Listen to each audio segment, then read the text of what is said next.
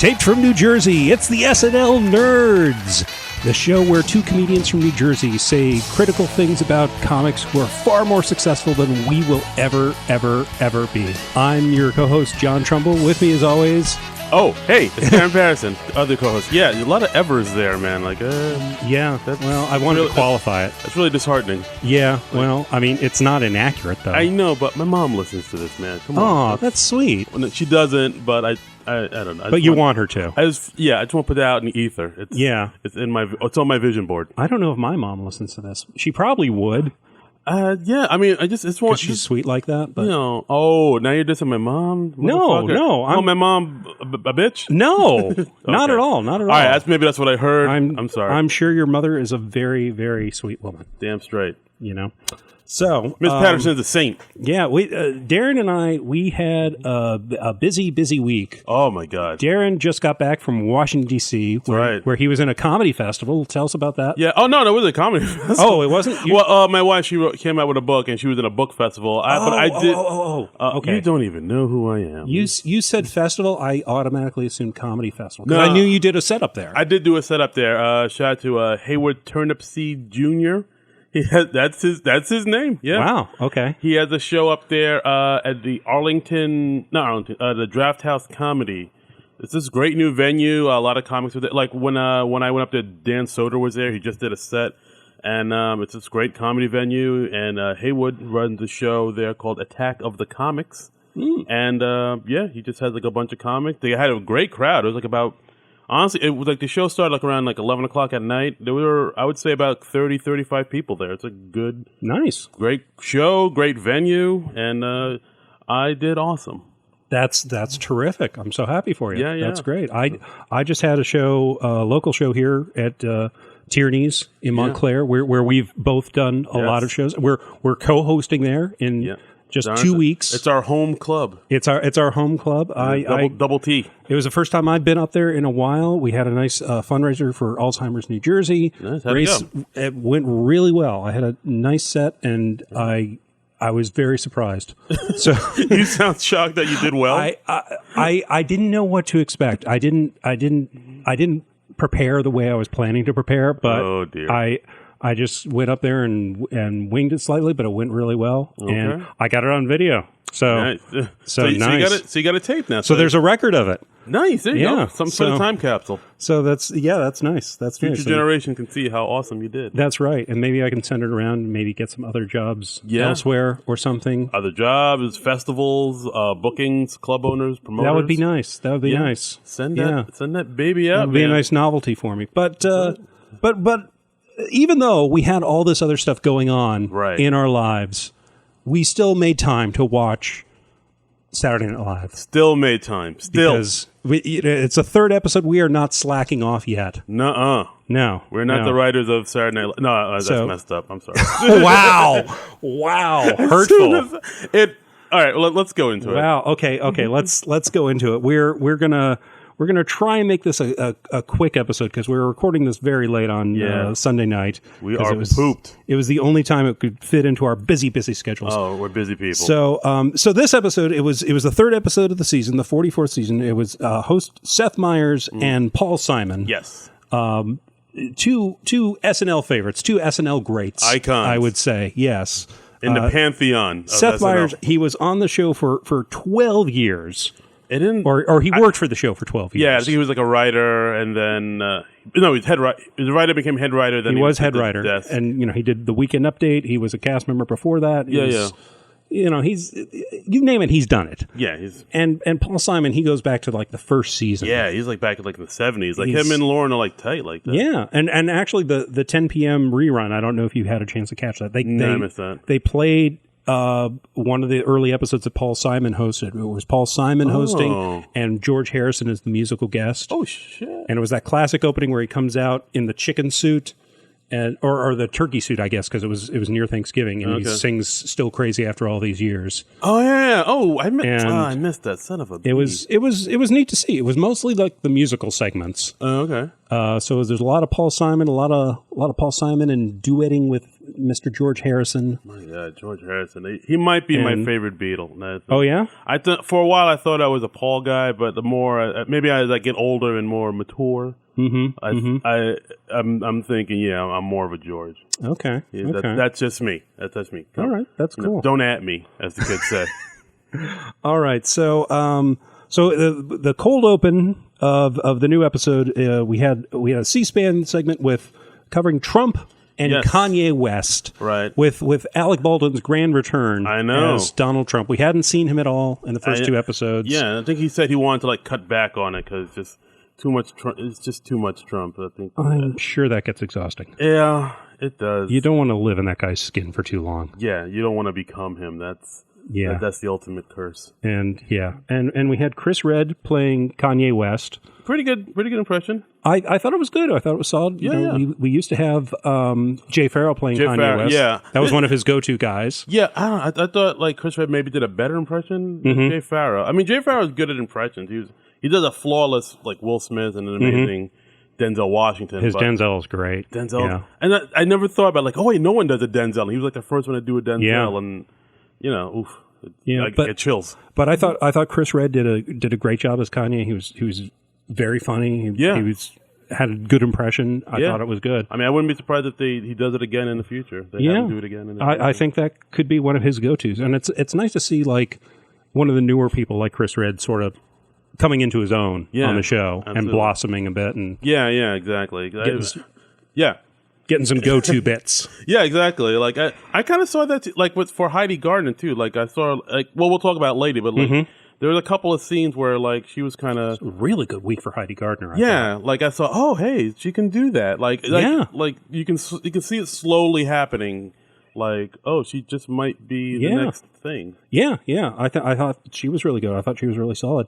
A few good lines. Let's see. The two lines that I made notes of are Trump saying, "Oh my God, he's black me," just talking about how erratic and nutty Kanye I swear is. I heard that line on Twitter somewhere, but okay. Yeah. I mean,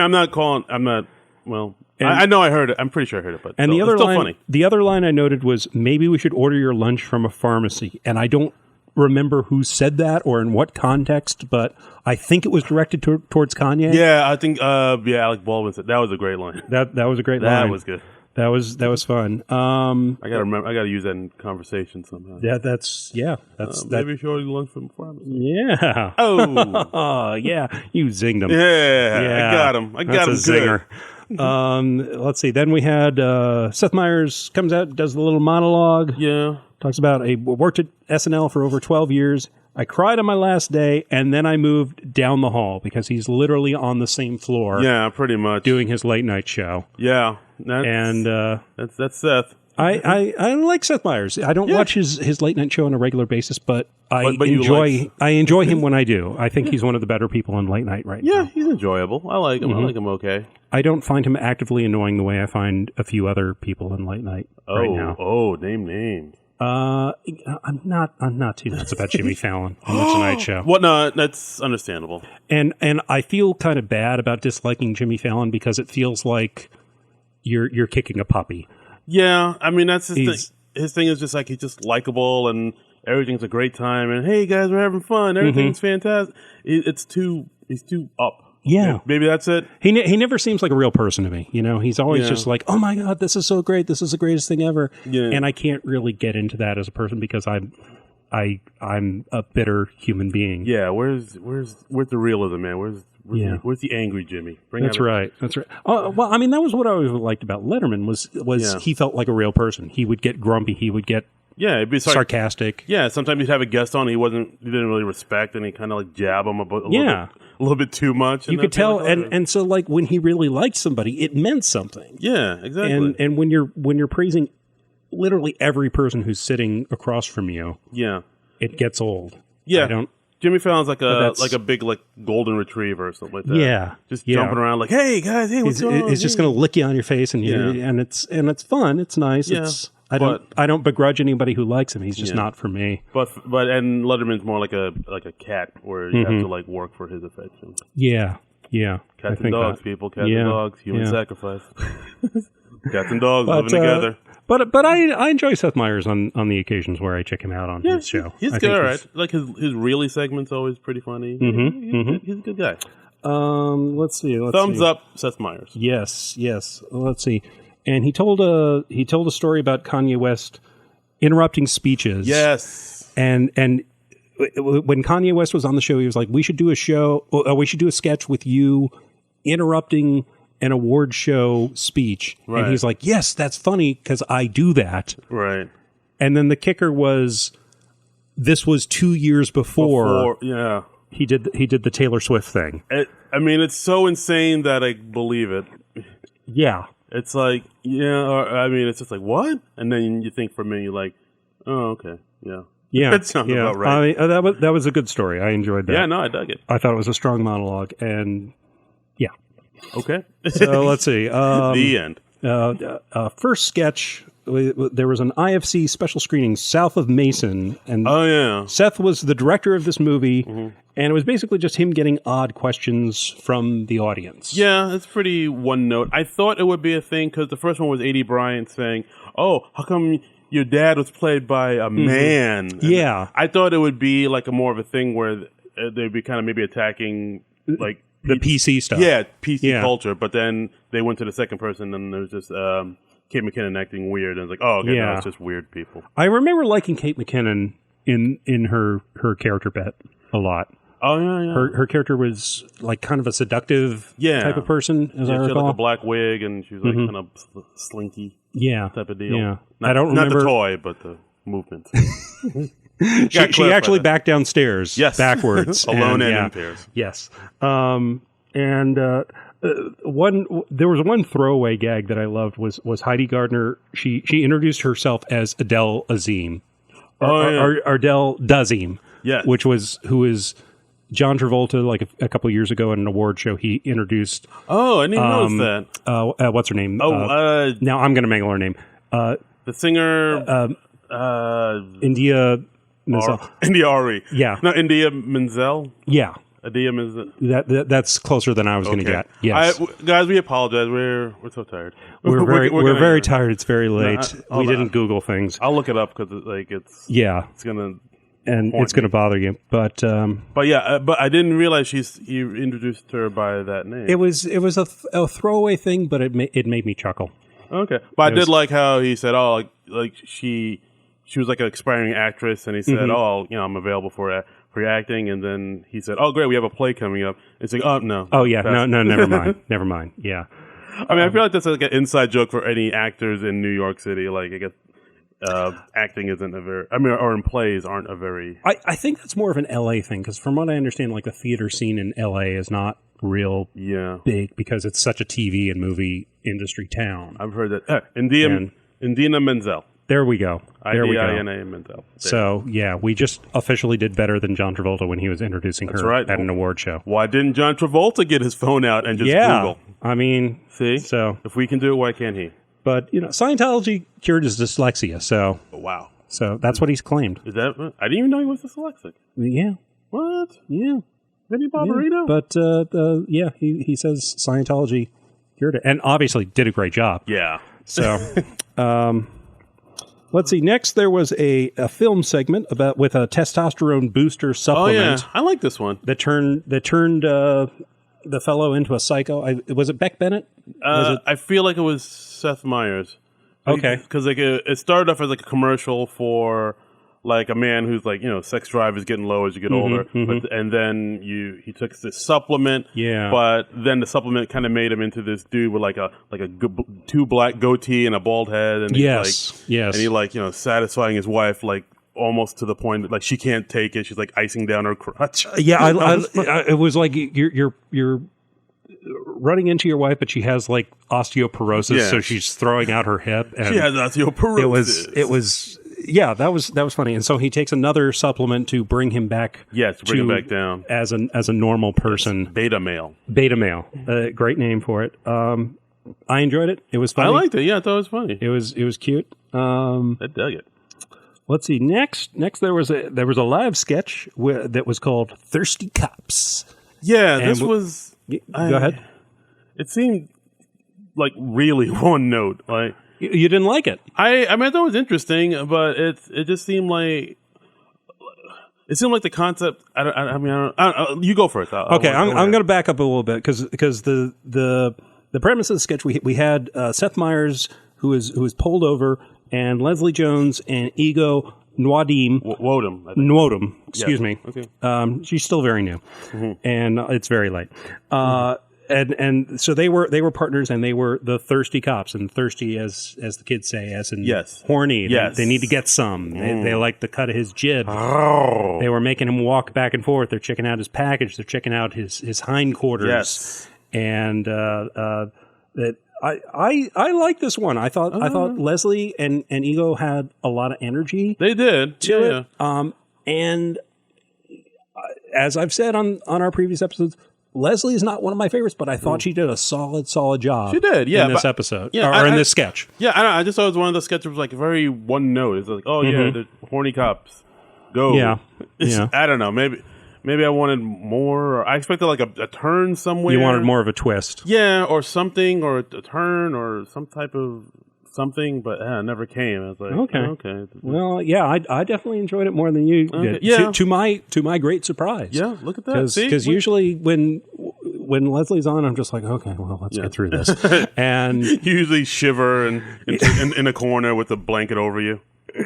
Yes, the horror. Yes, I think we should also mention Kate McKinnon comes on. Oh yeah, Kate McKinnon as another cop who Yes. comes on, sexually harasses Seth a little bit.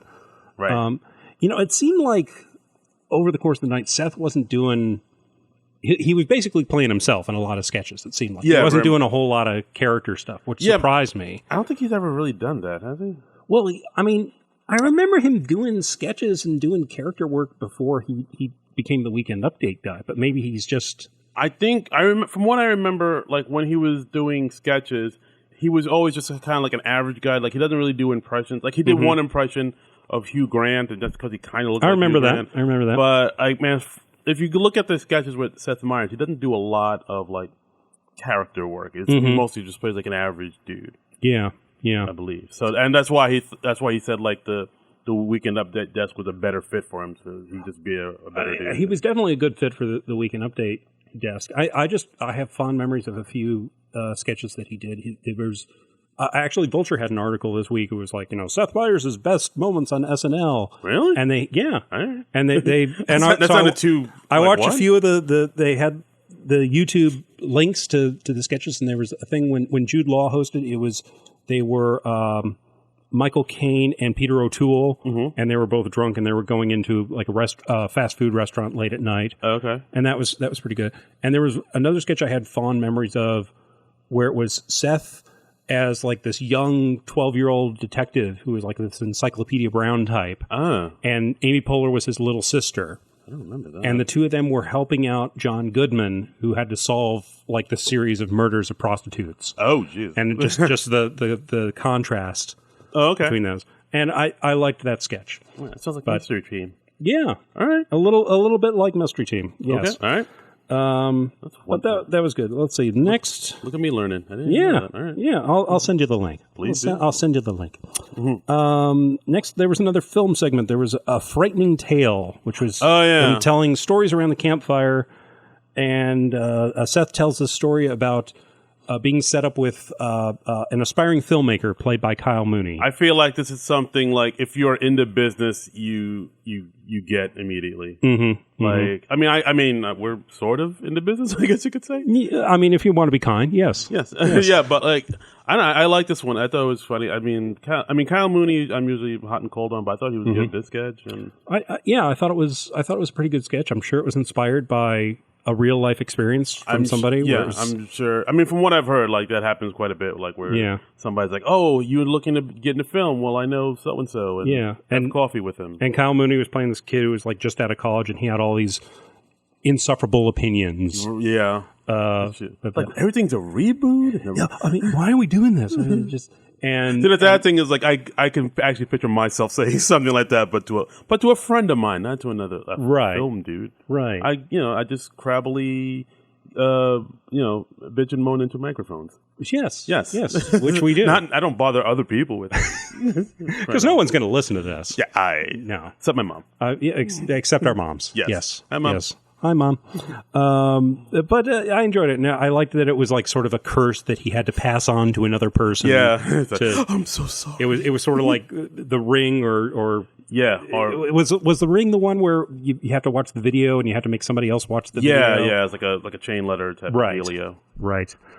So next was a live sketch with Seth as a new inmate in prison. Yeah, this sketch. Ooh. And he discovers his roommate is one Mr. Bill Cosby, played by Kenan Thompson, the former Fat Albert. Yeah, himself. I remember. Did you hear? Like, the audience didn't seem like too into it. It was just like, maybe it was one of those things where they just didn't know where it was going at first. Yeah, I was a little wary of it because, like, I didn't know. I mean, I don't know. The fact that they did this sketch kind of surprised me, but I don't know. What do you think?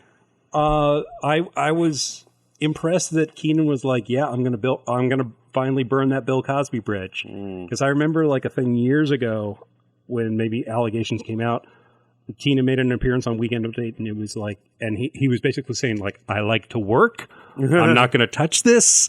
Oh, I know. Oh, really? Yeah. So now that he's in jail, it's like, all right, we can. Well, he ended up playing Cosby in like a sketch on the 40th anniversary. Oh, that's right. Yes, I do remember. So, which from what I understand, was originally supposed to be Eddie Murphy, but then Eddie was like, "No, I'm not doing this."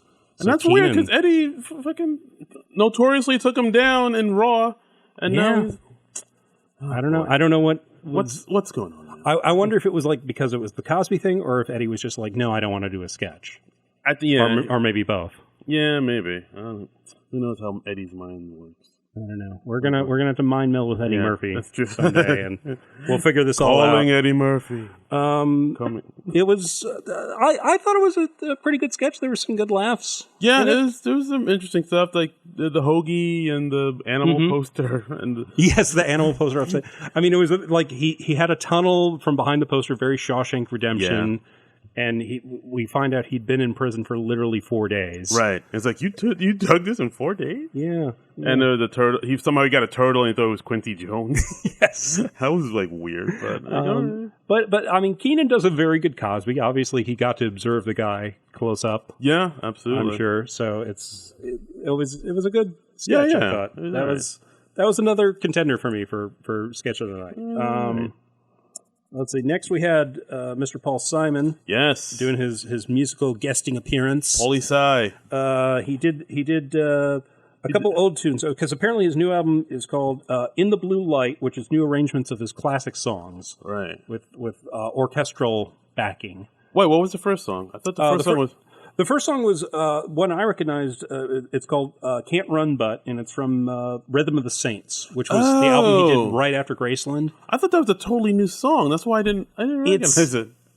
It's kind of an obscure Paul Simon's song. I recognize it because I got that album and I remember listening to that album in college. Oh, so you're a big Paul Simon guy? I wouldn't say I'm a big Paul Simon guy, but I got that album and I listened to that album, so I remember that song. Okay. And I enjoyed it. You know, he had a six-piece orchestra. Yeah, it was an interesting arrangement. And in the second segment he did the big Bridge one. Over Troubled Water. Yeah.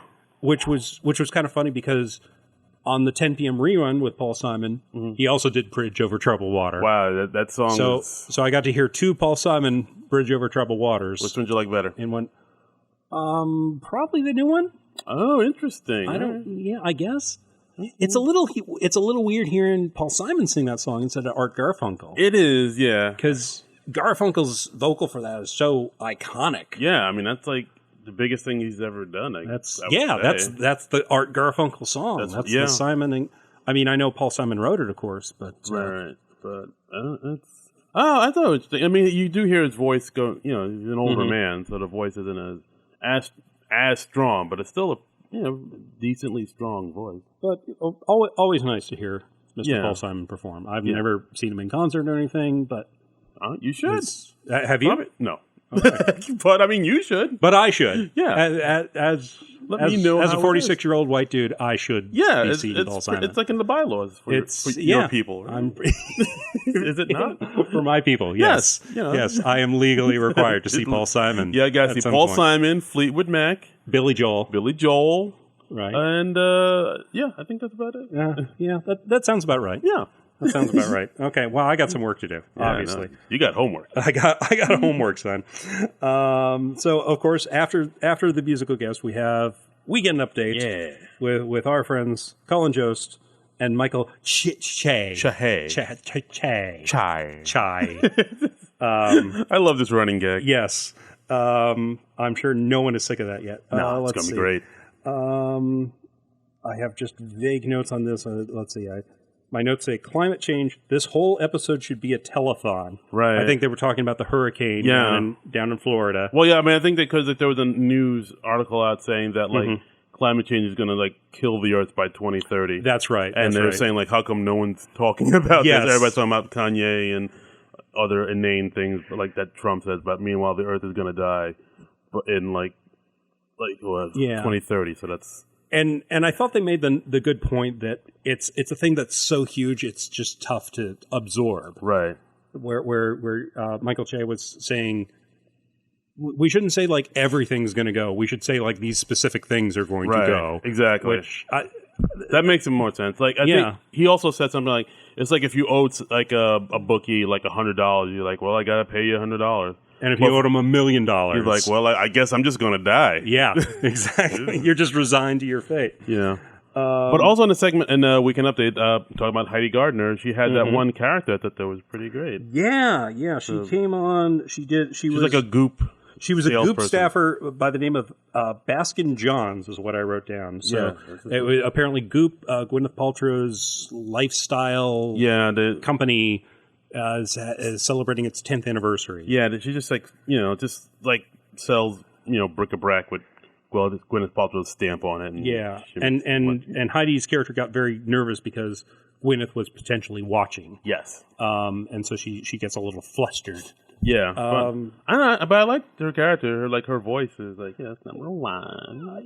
Yeah, I thought it was okay. I was just like, what's the point of this thing? All right. It could go a little too long, but I enjoyed it. I don't know. She did a good job with what she had. Yeah, it's got skills. Next we had one of Seth Meyers' fondly recalled bit, which you mentioned earlier. Really? Yeah. With Seth, Colin, and Michael instead of Seth and Amy. Yeah. This time, I was kind of hoping Amy Poehler would come out and they would do it. Yeah, it seemed wrong to be doing it without her. I know. I was like, oh, is she coming out? And then nothing.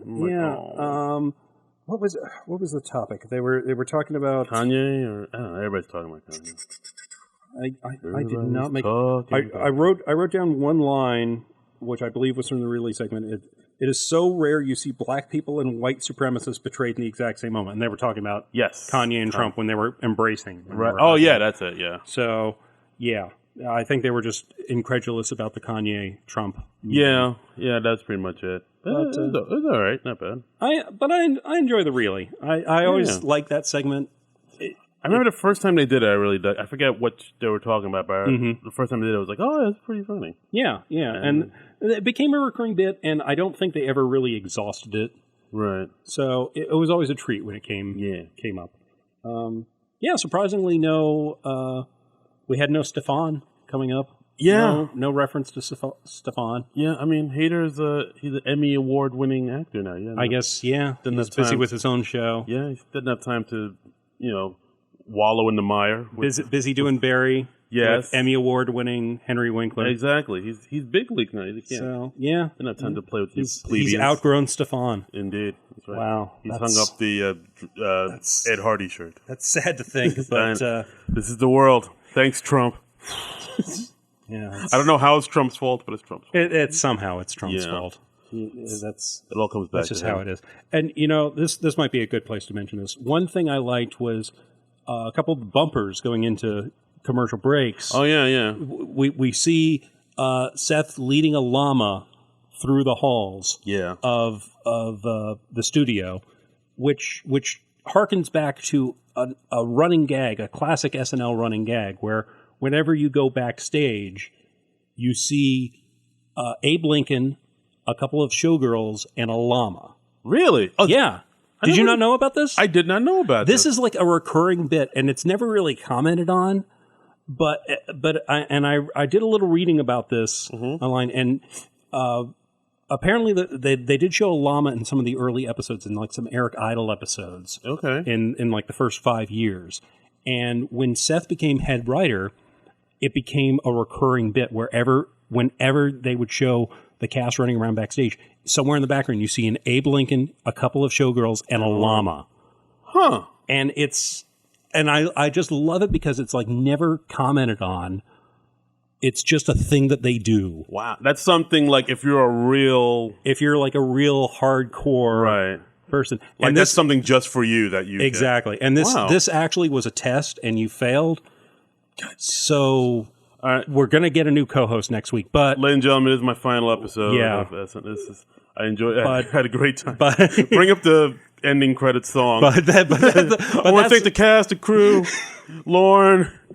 No. Good night, everybody. Have a good time. We'll give you another chance. Oh, thank you, sir. But so that's why you see Seth leading a llama around in a couple of the photos that they're going into. See, you learned a little something. Well, I'll be tonight. Look at that. Yeah. The more you know. Oh, let's see what else we have.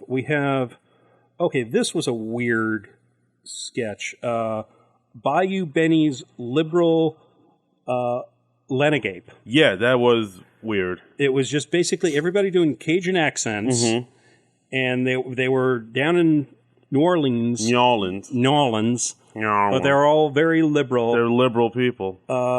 We see Heidi Gardner as Taylor Swift. There is an ornery alligator. Yeah. The ornery alligator what doesn't sleep under my stairs. There was a chili pepper with sunglasses. Yeah. We had Seth Meyers. Right. I think he was playing himself. He's playing himself, yeah. And he wrestled with a biscuit. My main reaction to this sketch was somebody in the SNL writers' room is just smoking a lot of weed. Yeah. I mean, I think they do this on the show from time to time where, like, I noticed it like on talk shows or game shows where there's like one normal person in this weird kind of show, like a talk show or game show setup where everybody is off except he's the only normal one. Yeah. Yeah, like I think it kind of reminded me of like What Up With That? Not really. Well, yeah, maybe What Up With That, but also like when Bill Hader did that Vinny Verdecci. Oh, the Italian. Yeah, like everybody speaks Italian except for that one guy is like, oh, I'm sorry, I don't speak Italian. Yeah, But it kind of reminded me of that where... It was a very esoteric sketch. Yeah, very much. It was... I'm not sure what esoteric means, but... It was just one of those things you look at and it was just like, well, where did this come from? I mean, I guess it comes from the fact that everybody thinks, oh, if you're from the South, you're a Republican or you're red state. But so what would a liberal sort of Southern stereotype sound like? And I guess it's like that. Yeah, it was. You don't sound impressed at all. I was baffled by that sketch. I was just utterly baffled. It's very bizarre. I was just like, am I tripping right now? I don't know. It's just one of those sketches, like you said, like after 12:30, where it's just like, let's just get weird. Yeah. That was obviously one of the weird sketches that you put in the back half hour of the show. Yeah, almost. I mean, not quite Adult Swim weird, but it's it's inching close. Let's see. Next, there was a restaurant sketch where we have a group of friends. They're waiting for their friends to arrive, a couple, right. and Seth Meyers and Heidi Gardner come in. They're a couple who just got back from Cuba, right? And they insist on pronouncing it as Cuba, the regional pronunciation, like the actor. And they didn't realize that they went to a cockfight. And that was it. That was the entire sketch. We just described the entire sketch in like 3 sentences. In about 10 seconds, I covered what the show took about maybe 3 minutes to do. Yeah, they do this quite a bit, like where like the whole sketch is kind of based around the mispronunciation of a word. Cuba. Yeah. Like, Cuba. They expect that to be funny enough to carry a whole sketch. And it was not. It was not. It was like... It was... I even hear like in the audience, they were like, Okay, so this is the thing that they're doing. Yeah, but I mean, it happens. It happens, and I mean, God knows not every sketch can be killer. It's just you see something like this, you wonder what they axed after dress. Yeah, like it. you wonder what this did better than. Just say Cuba numerous times. Yeah, and you'll be done in 3 minutes. So let's see. Next, there was another film segment. They do a lot of film segments these days. So this was Trees with Chris Redd and Pete Davidson as environmental rappers rapping about trees. Right. This was a weird thing because did this happen to you too, where it didn't start at the beginning? Yeah, I read this online. Apparently, the full sketch didn't air for some reason. Right, yeah. And I watched the entire sketch online, and it's much better when you see the full thing, of course. Yeah, because I watched it live, and I just left on Channel 4, and they were doing commercials, and then they cut in the middle of the sketch. Yeah. And I was like, wait, what? What's happening here? Yeah, and it's very nonsensical without the setup. So if you were baffled by the Trees sketch, look it up on YouTube. Look it up online. And it works much better when you see it in full. Right. SNL actually tweeted out, I was like, yeah, we know you didn't see the whole thing, but here's the whole thing. Yeah. Which is unfortunate. They must have just gotten screwed up on time. Yeah, some weird glitch or something. Yeah, or maybe somebody hit the wrong button in the control room. Who knows? Somebody asleep at the wheel.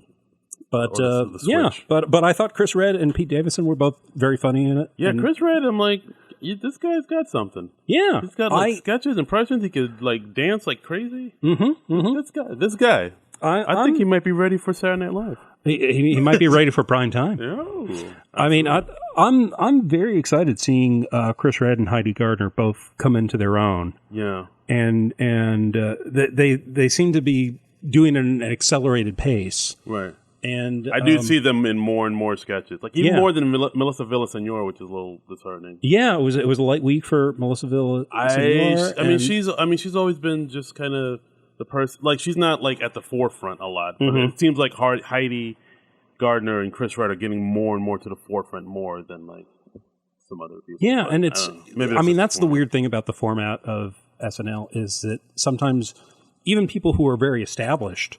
Right. Can have off weeks or light weeks. We didn't see very much of Cecily Strong at all this week. What's up with that?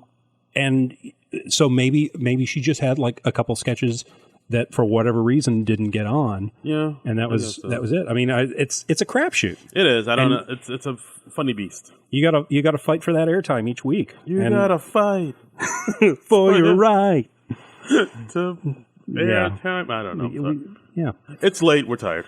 Let's see. Then, I started strong with that. I know.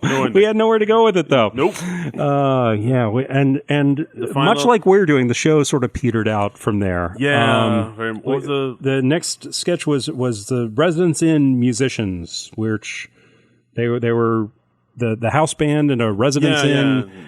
And Penny Crickets. Seth's character had some sort of medical issue, and he was getting a call about it, and people wanted him to talk about it. Yeah. I think the word Penny Crickets were, which is interesting because I remember that term was used in an old SNL sketch where Amy Poehler played Britney Spears. I think they used the term panty crickets. They used the term panty crickets. I do not remember this at all. It's an old one. It's where Britney was divorcing Kevin Federline. Okay. And she was, and Amy Poehler was Britney Spears, and then she said something about Kevin was out and about, and then he came home, and 10 days later, guess who's got panty crickets? Wow.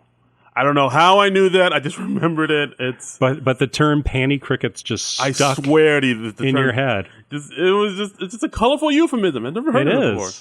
But and so panty crickets. Wow. I think I'm back in the SNL. I didn't even remember that from the sketch last night, and and you remember this from the sketch probably 5-10 years ago. And I have a gift. Yeah, I'm truly gifted. Wow. But I mean, this sketch was. It's okay. That's all I got to say. The sketches tonight are just inspiring a lot of wistful sighs. It was. Am I not? Was this sketch shorter than the other sketches? I think so. It seemed to be over fairly quickly. I feel like the time got screwed up because the good nights got cut off. Yeah, the good nights were cut off, which was yeah, which was too bad because like I think I was able to watch that online, and there was some maybe there was Paul some Simon sweet was thing. Maybe Paul Simon was going to go on a rant. Yeah, there was a sweet thing on the Good Nights. I watched the full Good Nights online, and they brought out a birthday cake for Paul Simon because it was his birthday. Oh, and he I had no idea. Yeah, and we got to see like them lighting the birthday cake. You know, like Davidson pulls out his lighter and he lights some of the birthday, and Paul Simon it was very sweet, and I'm just like, oh, that's such a shame that the people don't want to see that. Yeah, but they were just short on time. Let's cut straight to Soul Train or whatever comes on after that. Yeah, it was Soul Train? Not Soul Train. Yeah, it was that for us it's that New York show where First Look or whatever. Yeah, First Look. That's it. That's it. And I stay up very late. Yeah, and they have a cute blonde doing adventurous things. Oh. Are you sure you're watching the right network? What are you sure about talking about NBC or? Yeah, well, like usually the person on the First Look is this cute blonde woman. It was a guy last night.